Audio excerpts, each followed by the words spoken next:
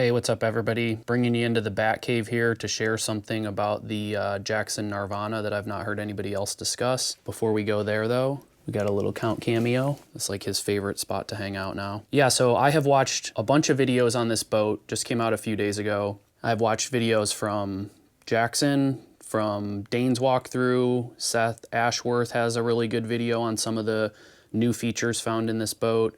And Alex Barham put out a really nice video last night. So if you haven't seen those already, I'd highly recommend you check them out. I'll put links in the description and drop it as a pinned comment as well. However, all of those have yet to comment on one thing that was pointed out to me by somebody in the industry. And what it is not actually a feature that's present. It's something that is not present on this boat. Anybody know what that is? You can drop it in the comments before I say it. The smiley face. There is no Jackson smiley face on this boat. I don't know if Jackson's done the smiley face on all of their boats, like from the beginning, but every boat I have has it on there. Here's a star. That's an all-star. I think this is a 2010 era star. This is a 2013 all-star. This is a 2-fun. What I was told was that the company had been provided feedback that, you know, they're competing with like the badass black puffy stees, and it's a little hard to do when you've got a logo that looks like it's like a cartoon.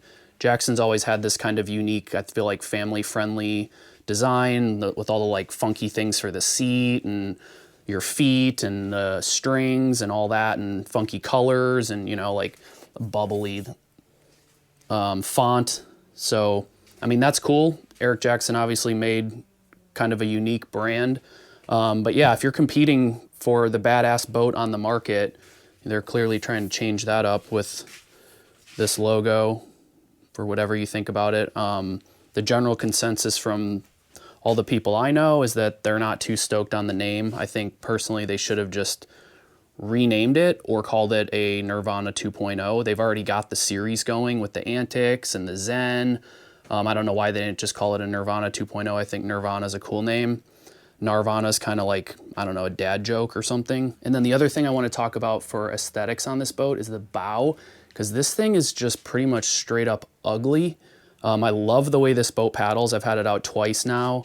I'm super looking forward to the small, because Dane mentions that the small is going to be a little bit bigger than a standard small, which usually fits me really well. I'm about 6 foot, 135. So yeah, I'm kind of low in the weight range on most mediums. This thing was actually surprisingly nimble. But anyway, the bow just looks like this huge bulbous thing, and because it doesn't like sweep down at all in the middle when you're in it, to me it looked kind of like a torpedo or a submarine. But I think Wade Harrison nailed it best when he said that it looks like a beluga whale. And particularly in my boat with the blue bow, definitely true. You know, we can take a look at the Scorch for comparison. That's a small, this is a medium. Like, look at the cool lines that they added to this. They've got this like peaking here and then other lines running down. The whole thing kind of scoops up, you know, where Jackson has like filled that in. And so that it's also where like the volume is a little bit deceptive, because most of that's going to be out of the water most of the time. But anyway, yeah, that looks like, you know, a sports car. This is like a Ferrari, and that looks like a Camry. So not a huge fan of the way the bow looks on this thing. It looks to me like a prototype where you didn't quite finish it. That's all just aesthetics. Boat paddles like a dream. I think they really crushed it with this thing. It kind of comes in somewhere between the Scorch and the Code, where the Scorch is like a edgy, high performance creek boat, and the Code is a kind of wider and softer boat. I feel like this strikes a nice balance between the two. You get a really nice stern on this thing. It's got a little more stern rocker than the Code, and it has a lot more stern rocker than the Scorch, which can make the Scorch edgy for sure. It helps it skip out and keep speed through stuff, but it does make it a little bit harder to paddle and can get a little twitchy in difficult water. I've had this thing out twice now on some class 4. Was able to take it off a couple drops as well. One of them's maybe like 8 to 10 feet, and the other is probably like 12 to 15 feet, and it performed super well in all that stuff. My second time out, it felt even more comfortable, surprisingly nimble, especially for me being lighter in the weight range on this boat. Yeah, so I think they really did a great job with it. Just taking a look at the edge, you can see it's definitely got way more edge than a Code does, but they faded it up here, and I like how they kept the bow wide, where the Code bow is much more peaked. This is closer to what the Scorch is, with that wide, flat, kind of slappy bow. It really keeps things high as you land. And then they also faded the edge down here at the back. The one thing that I do wish they made a little bit different about this boat is the width. I wish it were just a little bit narrower. The medium is 27.25 inches wide. That's quite wide. That's wider than a medium and a large Code. Those are both 27. The large is going to come in at 28.5 inches wide, which is extremely wide. And I think the small comes in at like 26.5.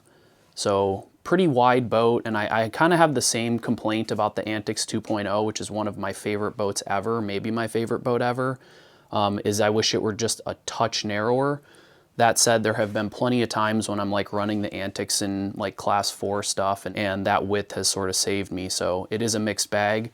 I flipped at one point in some pretty turbulent water in this boat, and despite it feeling like it rolled quite well in the flats, I had trouble rolling it up. So I don't know, you know, that's only a single example. Could have been the location, could have been my roll, or it could have been the boat, but I do wish that it were just a touch narrower. I want to also talk about a couple of the other changes that they made to this boat. Seth Ashworth outlines a bunch of these, and Dane does a good job in his walkthrough as well. But just real briefly, they brought the parting line up on the stern, so now it's way up high, so impacts to the stern, tail tapping, are less likely to crack your boat. They also opened up the recess on the drain plug nicely, so super recessed, but still easy to get your hand in there. The grab handles, this is a huge one, are now full size on the back, especially in a creek boat. Really nice for passing that around. I believe it's the first time Jackson's done a molded in stern pillar, so much more secure, less likely to have that collapse. Really important, especially if you're running big drops. They added texture underneath the cockpit combing, so your skirt's less likely to pop. And that same texture is actually also inside all of the grab handles. And then the hip pads, they changed a couple things. First of all, they have 2 straps now, so top and bottom, so holds the hip pad more securely. And then they also moved the buckle forward. So if you take a look here on the Antics, you can see the buckle is back here, and it could interfere with the back band tightening. And occasionally I would also feel it kind of like rubbing against my hip. So that's a nice change.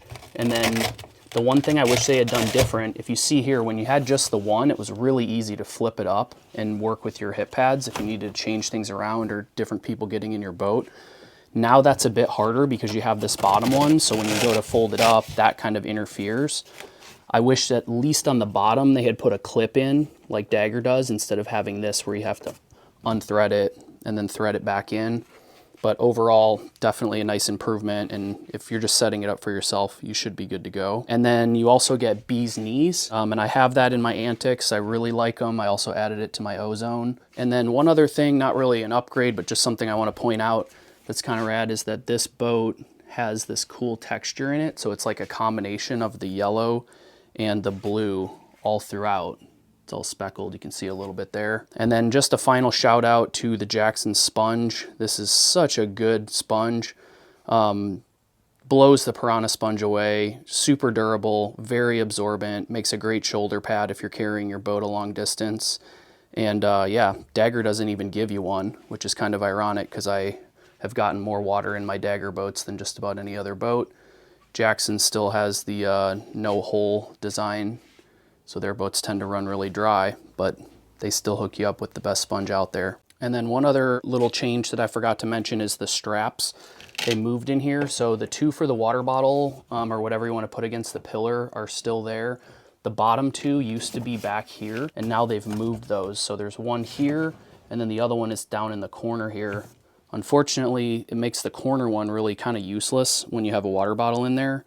And this is a little bit floppy, but if you clip around that, you know that your throw bag's not really going to go anywhere, and if you ever need to use it, you're going to have it unclipped anyway, so you're not really wasting any time. And there's a quick look at it without the water bottle, so you can see that it does hold things pretty tight against the pillar. You could fit a water bottle in there, but as soon as you go to pull your water bottle out, you're going to have a huge hassle trying to get it back in each time. So if you're not using a water bottle, that's how I was running it on like shorter sections. Just with the throw bag double strapped like that works well. But if you do want to run both, maybe not quite as secure as it used to be. Just for comparison, let's take a look at the antics so you can see exactly what I'm talking about. So here you've got the two straps up front, and what they've done now is they put a strap here and here where those little bumps are, and the old one was here and here. Yeah, so I'm not really sure why they didn't split the difference and do it like here and here instead of moving them all the way forward. And then there's a look at what the bag looked like when it was secured before, so it would stay pretty tight. Overall, maybe an improvement, but I think that they kind of went too far in the other direction, honestly. Last but not least, I want to get a weight on this boat. I've got the float bags out. It's coming in right about 49 pounds, and I think spec on it is 48, so not bad. On the my Code medium, spec was 49, and it came in at like 54 pounds or something like that. And the Scorch spec, I think, is 50, and it came in right at 50, so carries pretty well too.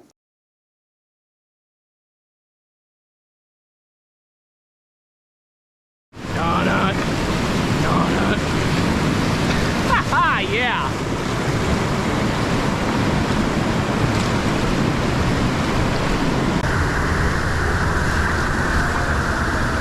Woo! Yeah, dude, nice line.